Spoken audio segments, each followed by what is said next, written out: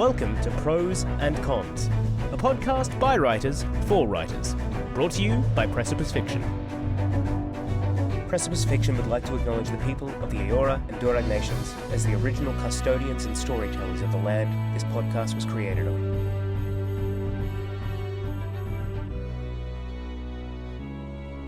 Hello, or maybe I should do a cold chewing open and just be. Oh God!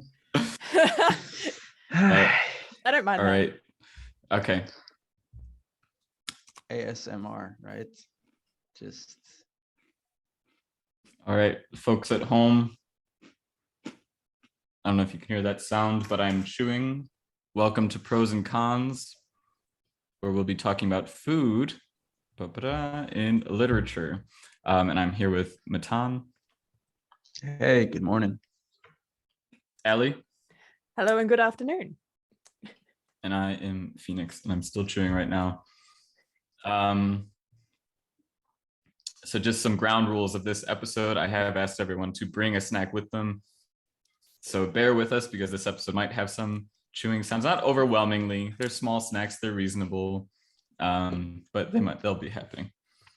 Just lean in, just let the sounds take you. Maybe you'll get some ASMR, who knows? We apologize if that's not your thing. Yeah. But before we get into that, what are people watching, reading, feeling, enjoying? Ellie. Yes, I feel like I've finally got a good answer to this because rather than just saying Moby Dick again, which I am still reading, that's at the bottom of the pile at the moment. But I dove into like two new books I've been reading since last podcast. One was kind of work related in that I had a book event coming up, so I had to speed read, get through this book because I was talking to the author. It's a local author, Alex Sarkis, has written a rom-com set in Western Sydney called Something Blue. So I devoured this book in like 3 days. And I really enjoyed it. Like she had a lot of fun playing like with Western Sydney Lebanese stereotypes, but like you could tell she was leaning into them so lovingly and would like present the stereotype, but then would flesh out these characters. So you adored every character she put on the page, and her dialogue was hysterical. So I really recommend that. It's not usually my usual grab bags. I do read a lot of spec fiction or historical fiction, and this is just a contemporary rom-com, so not my usual thing, but I adored it. The other thing I'm reading at the moment is Jade City by Fonda Lee. So this is my usual grab bag. It's a martial arts fantasy, so that's right in my wheelhouse. I love it to death. Nice. It was a bit of a slow start. I'm like listening to the start as an audiobook, and I'm like, oh, I want to love this more than I am. But I just stuck with it. And then I knew once I was in, I would be in. Like, I don't know if you guys have that experience with books where you're just like, I just got to give it a little bit more and I'll fall over the precipice, as it were. And I've finally done that. So I finally fell over the precipice. I'm in it. I'm loving it. And recommend it. And I feel like for me, it's like when I finally fall in, I suddenly feel like really warm and held. I'm like, ooh, I'm in. Okay. Yeah. Let's just go. Is this the first time we do a precipice pun in this podcast? Because if so, shame on us. I'm pretty sure Alex has done plenty. Okay. Yeah. All right. We'll have to do a Moby Dick counter and a precipice counter, I reckon, for puns. Oh my gosh, yes. And Matan, what have you got going on? Yeah. I'm still going through another reread of Lord of the Rings. I wrapped up The Hobbit, and I'm with the Fellowship of the Ring at the moment, which I'm super enjoying because it's kind of funny because when I think about the movies, The Fellowship is usually third for me in my ranking. But as a book, it is so solid. It is such a solid book. But wait, maybe when I get to Two Towers, I'll realize I do like it more. Anyway, I've also done a complete marathon of The Boys season 1, 2, and 3. Hey, 1 and 2. I feel like 1, 2, 3. I watched the whole lot, and I feel like some shows are not made to be consumed in that such quickly. intensity. No. And it's just like, it's like when you eat too much ice cream and you get this, brain freeze. I stopped caring, this show makes you think like, what's the point of it all? Yeah, no, It that's a just really good doesn't- way to fuck yourself up, Matan. Well Yeah. done. Yeah, I mean, I look in the mirror and I think to myself, man, Homeland is just gonna kill us all at some point. Then I have to remind myself that he's not real. No, it's not a spoiler, okay? He's a dick by episode 2. All right, I'm not spoiling anything. But yeah, great show. It's one of these shows that kind of floats around you, even if you haven't watched it, and then finally, after enough memes, you're like, fine, I'll watch it. And I'm glad I did. Welcome to the pain. It's very good. Yeah.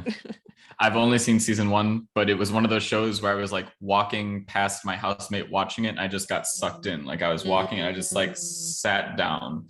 Before I knew it, I watched like the whole season. It was very engaging and like engrossing. I had a similar experience to you, Ali, actually, because I was editing for someone and it was a 70,000 word novel. And I also shotgunned it in 3 days. Just like I had clients booked. And so I ran through this one. And normally I don't really like talk about pieces I'm editing as like whatever, but this one was like one of the most polished pieces I've received. And it was really clean. I hardly had anything to do. But I was actually like really engaged in it. And there were actually times where I like had like very emotional, like, like reactions while we were driving. Yeah. This is also not in my usual grab bag. It was a romantic comedy slash like erotica. There was mature content in it. But she did an excellent job. We talked about this before in our podcast about like the difference between literature and pornography. She was explicit, but it felt in character. It felt right. It felt true to the story. Yeah. It was great. And then another thing I just recently saw Nope in theaters. I want to watch that. I don't normally go for horror. It was good. Is it horror though? Is it? It's definitely like soft horror. It's more thriller leaning.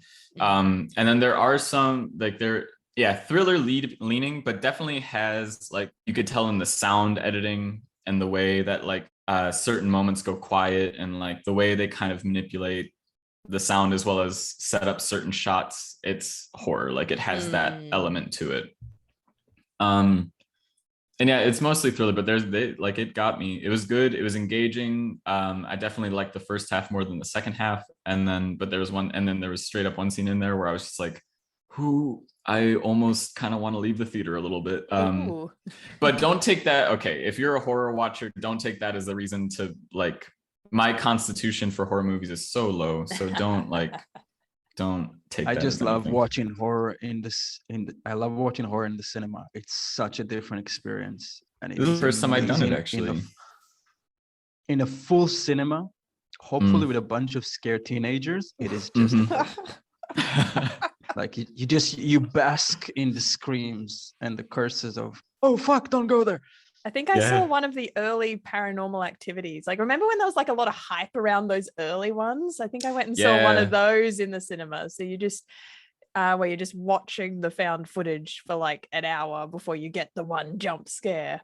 That paid off really well in a cinema setting. Yeah. Oh my gosh. Paranormal Activity. That's when I swore off horror movies. I actually watched it. And then that night was so traumatized that literally like I woke up because I swore I heard my house, like the furnace made a sound and it was like the exact same sound that the footsteps were like made in the movie. But like the smallest fraction of a second, I actually was convinced it was happening. I was like, this is it. And after amidst my fear, I just had a very sober moment where I was like, I don't have to watch these movies. No one's making me. I don't have to do this to myself. And I was like, I won't anymore. And then I just kind of stopped. I watched very few. Yeah. Master of your own fate. I can appreciate that. Yes. But anyway, we might dip back into horror as we go. Who knows? But we are talking about food in literature today. So this has a large breadth. This can go a lot of different directions. And to start, I thought it'd be fun as a little like live literature challenge. Everyone here is going to take a bite of their food. Oh God. And then Are you gonna make us Or you don't talk even- with our mouth full? No. You actually don't have to take a bite if you don't want to, but like really tap into your author or your inner Miyazaki and just like really describe to the listeners, particularly those that are not watching the video, what you love about your food. Really sell your food to them. Paint them a picture, have them feel your food. Oh God. Do we have a timer, or does this have to be top of the head? Top of the head, and it, Oh, like it doesn't have to God. be any set length. No. Yeah, no pre-timer. You don't have time to think about it. This is live. This is live poetry. Didn't know this podcast came with an exam. Mhm. Free verse. All right. Wait. Are you going first, Let's then? do this. I could go Yeah. first. Okay, I could go first. Oh gosh, yeah, it's not okay. Let's see. All right, what I'm eating right now is it's a brittle cookie, crisp to the touch, chocolatey mocha in color with the slightest speckle of nut-esque pieces throughout. When you bite it, it snaps. When you crunch it, it claps. I'm trying really hard, reaching for that poetry between your teeth, and it leaves your mouth with a really nice aftertaste. It goes excellent with coffee, crisp, liquid, crunchy, sweet, soothing. It goes down nice. And you're You- hired for their new you- advertising role. Well done. Oh, thank you. This was Isola authentic Italian Frolini. It's a goddamn biscuit, is what it is. All right. Mhm, That's, yeah. that's what it is. But There's two I am different types of available for hire. prose. There's the literary, and then there's the invisible prose. And, Abridged version, it's a goddamn biscuit. All right. Well, yeah, okay. Shall I have a crack then? Oh, you want to go? Yes. Please, Okay. you go. Why not? I'm going to describe the whole experience from opening it. Oh, nice. So the crinkle of the paper, I'm transported straight back to childhood friends' birthday parties where these fun-sized chocolate wrappers would be handed out. So there's always something quite satisfying about actually breaking into it. Oh, that was smooth. That was smooth. The actual texture. So it is a twirl. It is Cadbury.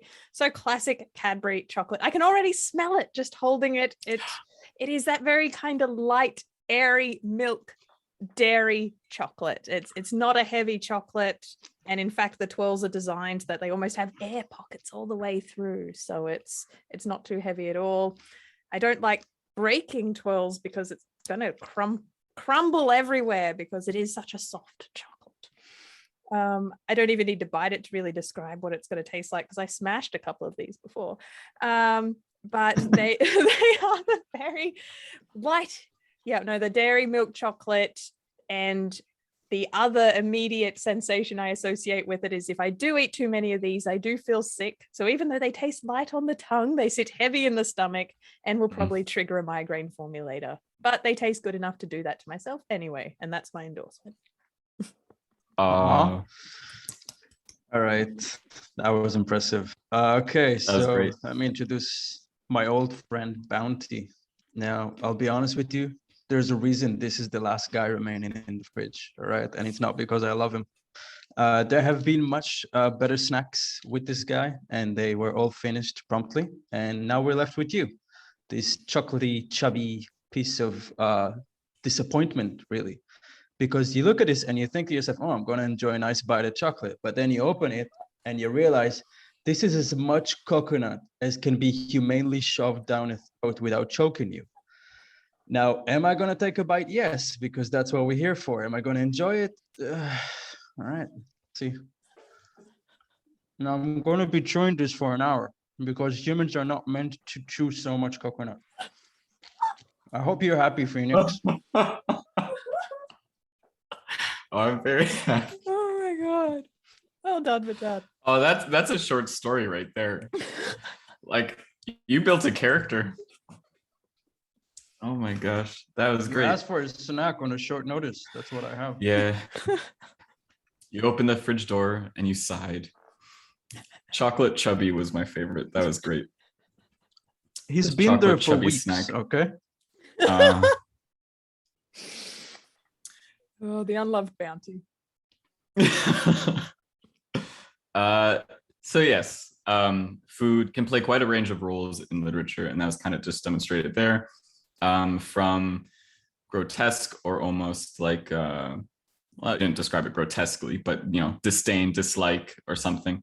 It can reflect that in a character, as well as like comfort, abundance, bounty, sanctuary. It can also be used on the flip side to, in a horror movie, sometimes taking something that's usually delicious, beautiful, and giving a twisted context around it can suddenly turn it sour and gross and create a sensation of destabilization, because the foundation you normally have is suddenly no longer something you can trust. And we're going to get into this today. We're going to talk about it a little bit more. We're going to, explore this a little bit. I do have a few prompts, a few things to think about, and then we'll just see where we go from there. But the first kind of area, let's see, actually, I guess, we'll jump in with this. How do you two feel you use food in your writing? And if you do so consciously, and if so, what do you find you're usually trying to accomplish when you introduce food into a scene? Excellent question. I'll have a crack, because I was able to think about it to myself in two ways, why I would include food in a story. And the first one for me, when I'm working primarily in fantasy, is it's a world building tool. Because food can tell us so much about the setting. It represents culture, history, even like the economic state that the characters are in. What ingredients are they using? What natural resources do they have around them? Do they have what is the level of protein they have access to? And not even diving into kind of history and culture. How food is prepared, recipes. So like, I feel like we could spend forever even just unpacking that. But I guess that's my kind of go-to. It's an awesome world building tool for all that. And then my other answer would be food as a sensory tool. So I guess we're always talking about, we want the reader to be able to not only picture things, we want them to be able to hear things, we want them to be able to smell and taste things. And I guess if you don't want your characters running around licking walls, the go-to tool is you're giving them food to taste and sharing that experience with the reader. Yeah, I'm definitely with Ali on this one. Food as a measuring stick, right? You can tell so much about a character from what they eat. I think, are we supposed to go into examples, or? Yeah, just run with it. I think George R.R. Martin does an excellent job of using food as like, look how rich these fictional lords are. They're eating swan in plum juice. How weird it is. In my writing personally, I usually emphasize food when it is lacking, especially in the setting I'm currently writing. I'm trying to show who doesn't have food, or what kind of food they do have. It's a great way to show a financial situation, or later on, it can be a small success when someone gets a good meal. Even stakes of a story could easily revolve around food. I actually thought you were literally talking about steaks there. We'll pretend I intended that. But I'm thinking of Name of the Wind, because I remember very early on in that book. That's what I thought of. Yeah, no, food as stakes is very well used, and then a reward that's the character journey you go on. Success is then aligned with the sensory description you get from excellent food that is earned. It's very well done. Same with the other one was, I actually listened to The Lies of Locke Lamora right before I then listened to Name of the Wind, and it was the same thing. Like the beginning of Lies of Locke Lamora, you're introduced to like scarcity, low down economic standing, and then this small thief having no shame thieving to earn a meal, and like whatever this meal is. I remember the descriptions of the sausages and stuff, and is good. Yeah, no, Scott Lynch. I even went to the effort of going away and grabbing a quote from some of his stuff. Because I think he does it so well. Lies of Lockamore is such a good example because that's tied into the culture. I feel like you learn so much about what he's describing as Komori by letting us watch them prepare food and how important it is to them that they're going to band together and prepare food. So I grabbed this because this was so fun and I thought it was worth sharing. Nice. At the end of the banquet table were desserts, in brackets, the fifth beautiful art, as in this culture labels its different types of art through preparing food. Cherry cream cakes encased in shells of gold leaf that were intended to be eaten. Cinnamon tarts painstakingly assembled with honey paste glue in the shape of sailing vessels. A whole fleet of little ships with white marzipan sails and raisins for crewmen. There were hollowed out pears, their cores replaced with cylinders of river melon fruit or brandy creams. There were shaved river melons, their green exteriors scraped down to reveal the pink flesh inside. Every exposed pink face bore a relief sculpture of the crest of Comor. The alchemical globes set within the melons made them glow with an inviting pink light. Ooh. Fun is that? It's so fun. That's so fun.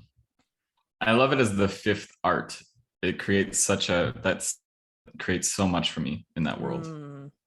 And it's so effortlessly done, what you've just implied about how important this culture holds, like food and culinary standing, is because we're gonna elevate cooking and chefs to the fifth art of our culture. Well, we do the same in our culture, don't we? We really elevate chefs. Look at the stuff we watch on television, Iron Chef, Master Chef. We really treat these guys like superstars, you know. So the celebrity culture of chefs. You kind of rarely see it in speculative fiction, right? Because to us, a lot of times the cooking goes to the innkeeper or to the not necessarily have a character. It's like, oh, this is the king's chef. He's a very important person. That's true. I find when I've been very attracted to like how it's used in The Hobbit and Lord of the Rings, as well as in Harry Potter, where it's used to paint like to contrast maybe the start of in Harry Potter specifically, contrast the start of the story with like the introduction to the new world. You're met with abundance and like immense comfort, and like it really like anchors the reader in to know that they're in a safe place, a sanctuary. It's exciting, and it's like, what an introduction to the world of magic. Here's a banquet at the clap of my hands or whatever. Like, it's a great introduction, as well as like Lord of the Rings, just like painting, using it to help construct the comfort of a hobbit hole, and like the way that they talk. He talks about food and things like that. So I was always really attracted to that, as well as in how Miyazaki does it. He always put like he goes out of his way to animate food like with extra care, just to give it more life, because he puts a lot of stock on food and how it's portrayed. And if you watch his movies, most of them do have a very like intimate cooking scene where it's really like a few minutes and sometimes there's no dialogue during it. The focus is on the food. And it really, I've loved how much just anchors me into a story and like makes it come to life. It adds so much more life to it for me. So usually when I try to put food in my stories, it comes from that point of view. I'm usually trying to anchor someone in, both in terms of color, taste, and texture and stuff like that, as well as like I've used it to create a place of safety, help characters connect with one another, things like that. I've always been really attracted to that. I think Miyazaki is such a great example, because I think he does it to reveal character as well. So like if a character cares about food and is going to take that time and love and labor into food, I think Miyazaki is saying something very specific about that kind of protagonist and character trait, that they're a food person. And I think that's kind of bestowed with like delicacy on this character, has that care with food. So immediately, like kind of within Japanese culture, you know what the set values of that person are because of their relationship with how they prepare food. You know, but I really want to touch on the two stories you brought up, because I think it's a great example of food as a literary tool for your writing. Because let's take, for example, The Hobbit and Harry Potter for a moment. Both of these books have a great banquet, but if you pay attention, you can see that where this great meal happens changes on the timeline. Whereas in The Hobbit, you start, you have it what, page 5, 6, 7, 10. You got this amazing dinner, all these dwarves let themselves in, they kind of invade his larder, they take whatever they want. But you have it very early in the book. When Harry Potter, you have it later, right? Only when he gets to Hogwarts and gets the dinner. What I'm trying to say is that you got contrast in both situations. In The Hobbit, first you get to see the plenty, so it can contrast what Bilbo has given up and what he's missing.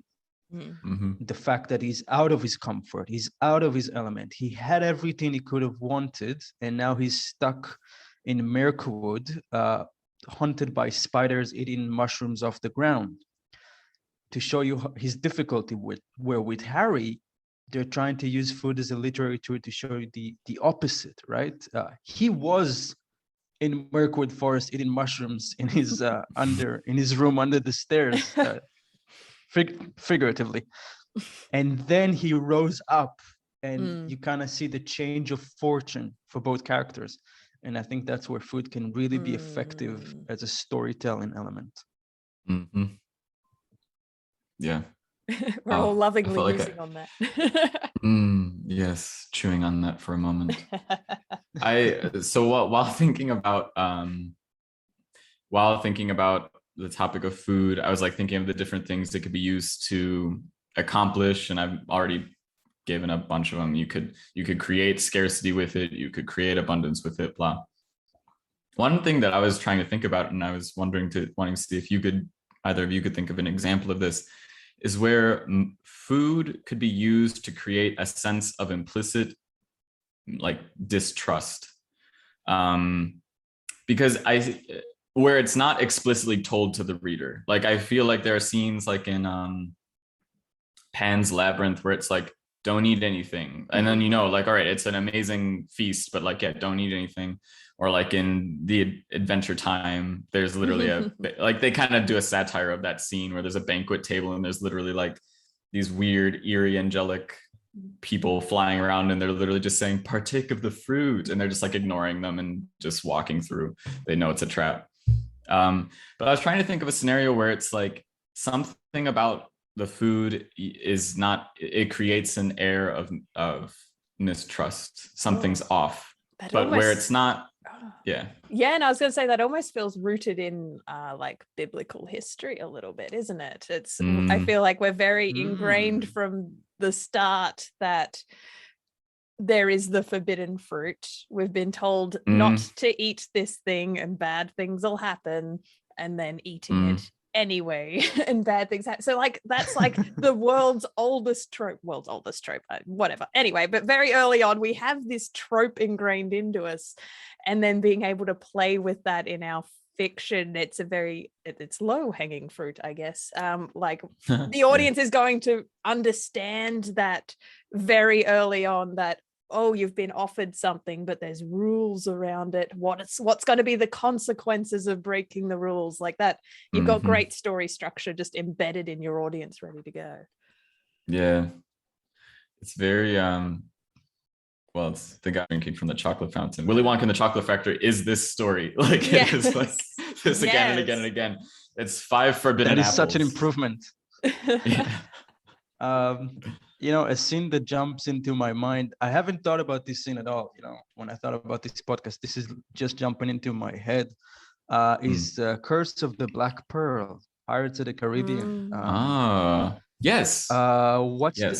It's Captain Barbarossa, right? So there are these skeletons. Barbossa, yeah, and these poor bastards, they can't eat, so they have all these food on their ghost ship, and they capture what's her name? Keira Knightley. I want to say hello, Miss Knightley. She gets abducted, and they're giving her the food, and she freaks out because usually you don't eat when you're abducted by a bunch of pirates. And I think they use that scene to show that he eats the apple, and then the moonlight shines over him, and you can see the pieces of the apple go down his ribs. I think I'm remembering that scene correctly. and I remember there was like the perversion of he just wanted to sit there and watch her eat. Like there was something in it for him as well. I want to see. Yeah, he's like, I want to see you taste that. Like he can get something sensory out of that, and that's very cool. Mm-hmm. So and he drinks the bourbon, and you watch the bourbon go down his. It's the bourbon, right? The apple he poetically keeps on him until the end. It's the apple. Right, he takes a bite before he dies, no? Something like that. I'm not sure if he ever actually takes a bite. Jack Sparrow takes a bite of his apple, I think. Or no, he takes a bite of an apple, but I don't think he ever gets to. I think that's the poetic thing. Spoiler alert, if you haven't seen Pirates of the Caribbean yet, it's very old. But he dies at the end, and the apple rolls out of his hand. He like never got to taste it. Oh, what a tease! He doesn't get a bite. No, he doesn't get a bite. Wow. He's brought back to life just to die. Bum, bum, bum. Beautiful. But yeah, it's like reflecting on this was pretty cool, because also that exact scene came to my mind because it's literally like kind of the counter to the forbidden banquet, where it's literally like, here's a banquet, and she literally asks, is it poison? And he says, no, I have no need for killing you. Like, and then like, you must be hungry, like just eat. And it's like, I don't know. And it's very disarming. Like, I feel like even though she's hostage, it's like, oh, she's allowed to eat. She's allowed to fill herself. It's delicious food. They've taken the time to prepare this food. It's a very like human. I just imagine thing. Skeleton The chef cooking. Sorry. Yeah. Which is amazing. It tasted good because they haven't had a need to eat for quite some time. Maybe they could still taste, but I digress. And the other example of the forbidden banquet was back to Miyazaki. I remember you wanted to bring up Spirited Away as well. Oh, it does yes. that very well as the inciting incident to the whole story. And it's just surrounded with so much dread. It's done so well. Yeah, that scene. Oh, well, it had the same effect on me. We talked about Pinocchio as well before this. I briefly brought it up. It had the exact same effect as Pinocchio on that like crazy donkey island, whatever that was. Oh my gosh, I saw that movie for the first time when I was 17, and I like left. I watched it in a class, and I left that class different. Like I really that stuck with me. Yeah. Just for the sake of readers, listeners who have not watched Spirited Away, could you describe that scene? What happens? Oh, Allie, do you want? Oh no, it's all you. Oh, okay.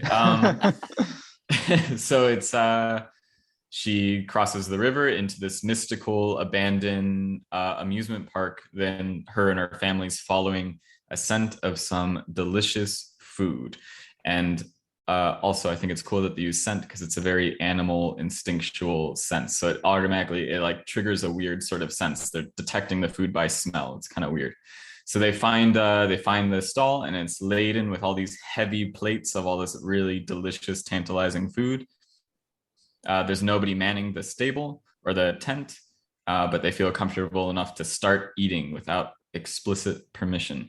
And the father and mother dive in, tuck in real deep. They start eating their hearts out. And Chihiro is a little bit too scared and timid, so she just goes off and wanders.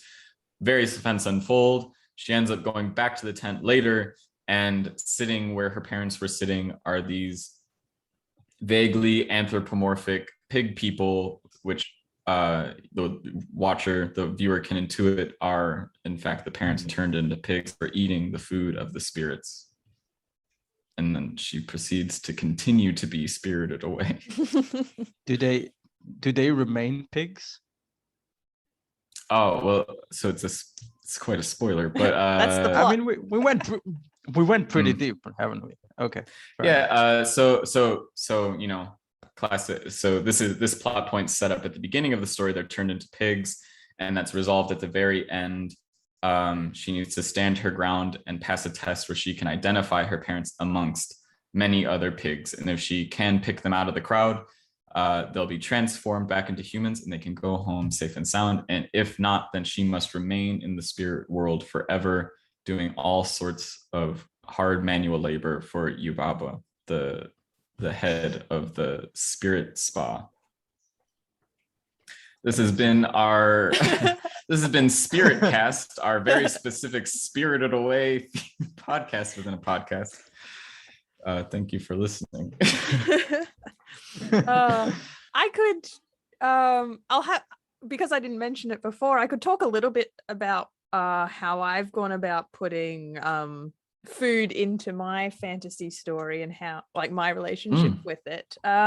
Please. Because I have a very funny relationship with food in, well, cooking in general, in that I hate cooking, for the record. Like, I can appreciate it as an art from a distance, but it's just never anything I've wanted to spend any of my skill stats in. I'm like, I'm gonna leave that bar empty.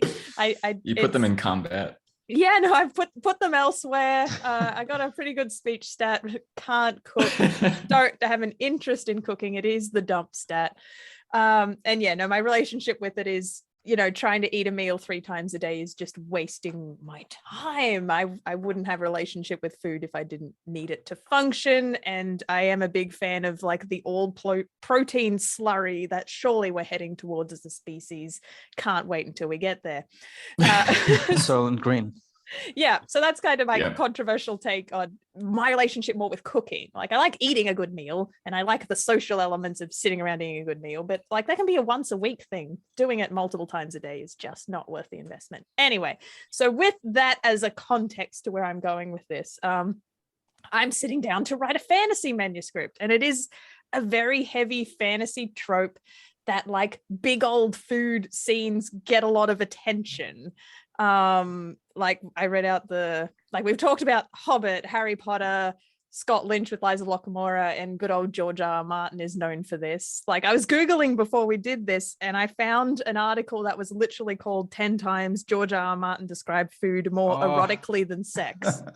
And so that's just what he's known for. That checks out.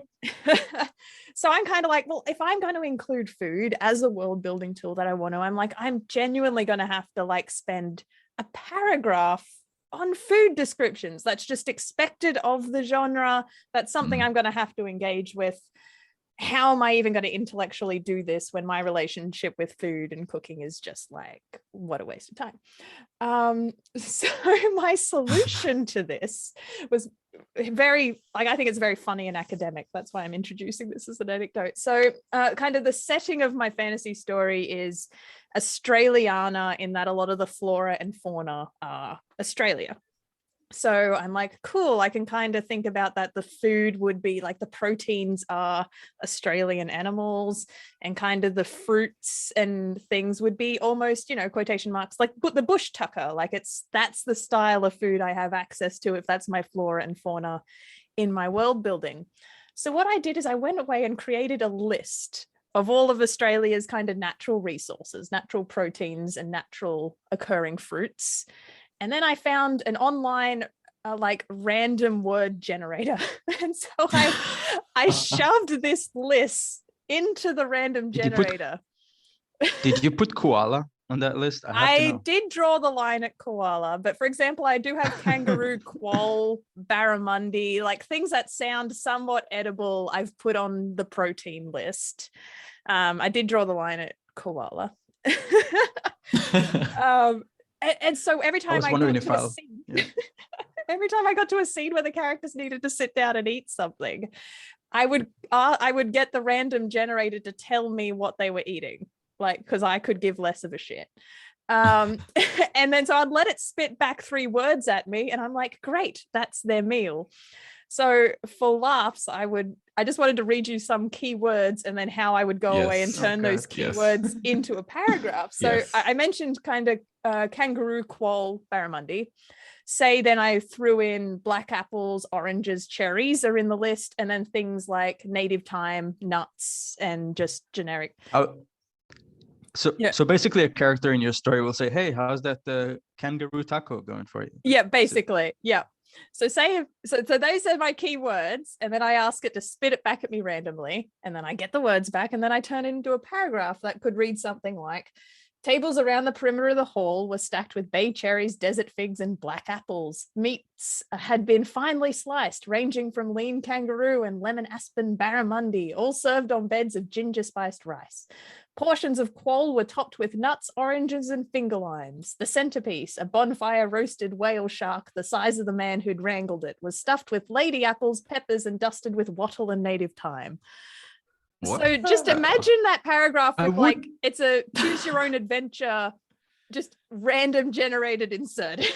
Is how I I write. wouldn't know. I wouldn't know that you hate food from this, you know? Like I think, wow. She, So I'm going to take that as a she went compliment to a great land. that That works that's my well. pure writing skill, that I take something I am so disengaged with and found a very academic way to force some writing out of it and make it sound Whale good. shark. That was Yeah, I don't even. wow. That was the one that I was like, oh, whale shit. That's Fried the whale difference in our shark. worlds. Yeah. Wow. That is special, isn't it? Yeah. Stuffed with lady I apples. don't know That's a if I'm- lot of lady apples. Yeah. I'm appalled or interested, like in fried whale shark. Now that you know the Ooh, secret. Yeah. The forbidden meat. Yeah, maybe the whale shark should go. I've had a beta reader be like, sharks are quite rubbery. That wouldn't actually taste nice. So maybe I should take that into Well, but in consideration. in Japanese culture, do they eat sharks? Isn't it a thing? Yeah, people have plenty Or- of I I feel like they cultures have have like been shark eating. fin stew or something. Yeah, like that. people have eaten sharks for centuries, but I feel like a whale shark is more of a flex for the host than anything. Mhm. Yes, It's not. You're not supposed to eat it. You're supposed to. well, this is a to admire banquet me. scene. Yeah, it is. It's Yeah. the centerpiece. Yeah. I would fry a shark. Yeah. Like Voldemort would have served it. So Would I he? think- I don't know what Voldemort. Okay, let's serving his guests. let's do a quick one. This What would Voldemort serve for the Death Eater banquet after killing Harry? Like what's in it? Yeah, because that is a bank. What is on the tables? Oh. Wow. Phoenix, fried phoenix. Sorry, phoenix.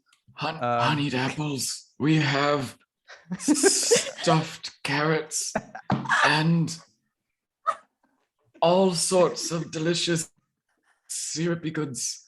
I tried my best to recreate the Hogwarts banquet because that is where my heart, should I have one, is. It's just the same as the Hogwarts. This is more emotional than I expected it to be. Like you had me invested. And that's how you can I use pushed food you away. as a And I literary want to device. thank you for staying. Yes. We now know more about Voldemort as a character because the food is linked to memory, which exposes character Mhm. backstory. Yeah, no, it's what a great tool. What a great tool. In the end, food is it's very humanizing. It can make characters even like Voldemort appear to have a soul. That's the power of food. Okay, Voldemort cooking. Now that's the scene that we need. Yeah, he went away That's and what cooked we'll do. before that House scene. and- Yeah, Yeah. just plating it all up. He's like, Lucius is Just sitting putting here. A pinch of salt in Yeah. something. That's what I'm. Hold on, Lucius, right before you take that away. Bam. Look at that. You're all set. You're off and running. Avada. I mean- Oh. Yeah. My mind went vodka maraschino. Just for something on top. It's terrible. Okay, it's great. And with that, I'll try to I'll close. No, I'll open this here. I had to close Chrome to help my Zoom speed. So now I have to go back into Chrome. Now I want to see a fanfic of Iron Chef, but just with villains like Voldemort, Lannister, Tywin Lannister. Is that why cooking. it's hard for us to picture villains eating and caring about food? Because it is such a humanizing, like wholesome thing. Unless they eat like a barbarian, like Unless they're doing some, really disgusting, that puts us off kilter. It's like in Lord of the Rings: Return of the King when they have the Denethor. what's his name? Oh my Denethor. Yeah, Denethor eating. And with he, the He eats a cherry That was tomato, but does disgusting. it without putting the whole thing in his mouth. He just bites it in half like an Yeah, animal. And, that's like, it just goes. horrible. Yeah. That is one of the best Yeah, and it's very like scenes bloody in and the, dribbly. Oh. and it's a tomato. It's not even a wow. And to bring this back to like a real life example, when Tony Abbott ate that onion, like, isn't that just a great example of just just a country reacting to a human eating something they shouldn't, and therefore they're like, he's a monster because he just ate a raw onion like it was an apple. And they're like, clearly you can't trust this man because that's his relationship to food. Oh my God. Yeah. Only a psychopath would eat a raw onion. Okay. Okay. Like So what this you, is. Go ahead, Matan. Take it away. what you ate is like the new internet history, isn't it? Like what you eat. True. That's like who you are. Sorry, I'm done. No, that's fair. You are what you eat. Sometimes that's whole raw onions. Okay, so this is a sample of writing where I'm using food bit of a queer sense. It's like to make something slightly unsettling, where I basically have a vampire talking about what it's like to kill people, and he compares it to eating grapes. And so I use the sensations that we can all relate to around eating grapes, an experience most people have had, to help give sensation to this little bit. All right. So yeah. There once was a man named Phil. He was a lonely man. He didn't get out much, for he had no reason. He didn't know what he wanted in life. Outside of satiating his basic animal needs, he was lost. He had been living this way for quite some time, and for a while he actually believed himself happy. This type of life can allow someone to feign gratification, but slowly, over time, what once gave vigor and satisfaction turns to the life-sapping poison that is routine. One day, Phil awoke and looked around at his perfectly constructed life of monotony.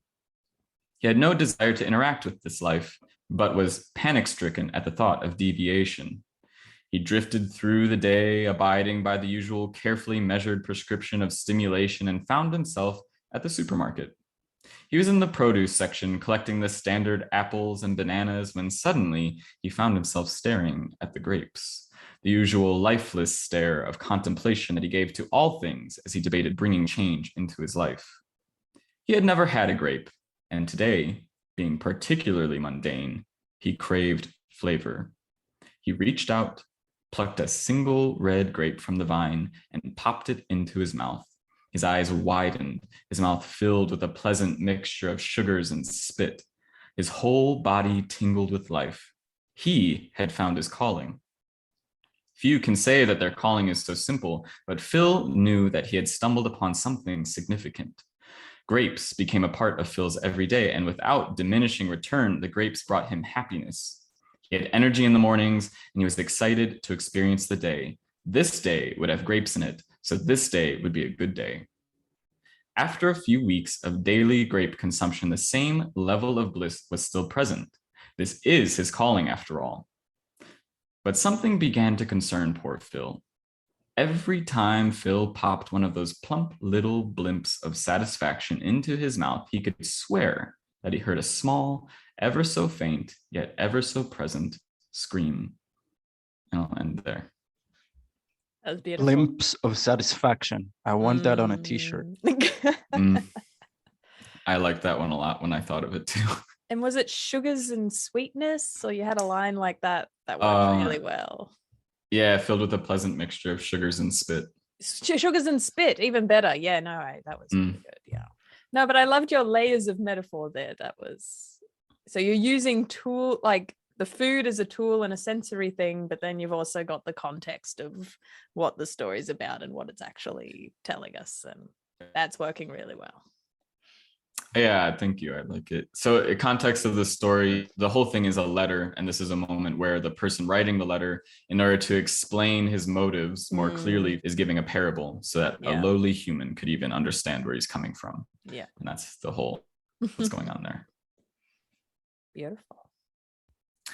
And Ellie, I think you had a quote. Yes, I went and grabbed a quote that I thought could summarize everything we've been talking about on this fabulously chaotic but fun podcast today. It comes from Winona LaDuke. Apologies if I've said Winona's name wrong. I believe she has a food blog that I stole this from. Food for us comes from our relatives, whether they have wings or fins or roots. That is how we consider food. Food has culture. It has history. It has a story. It has relationships. There you go. Food has a story. And we tell those stories. And I have nothing left to say. Anyway, for all of those that stuck around for the chews, and have a good day. And thank you all very much.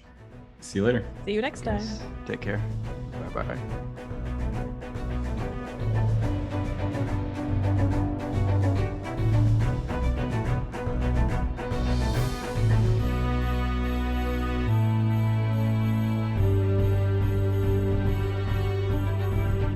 You're listening to Pros and Cons, the Precipice Fiction podcast.